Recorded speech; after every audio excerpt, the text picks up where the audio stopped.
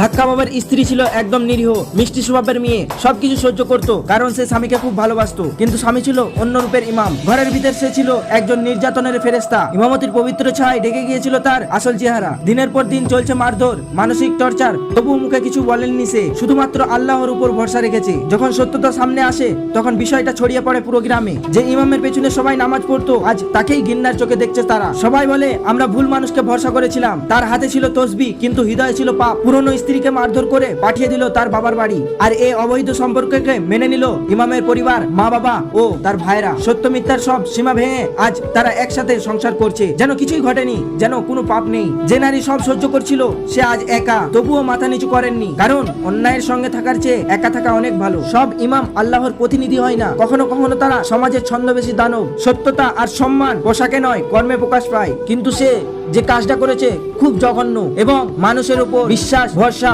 সব উঠে গিয়েছে।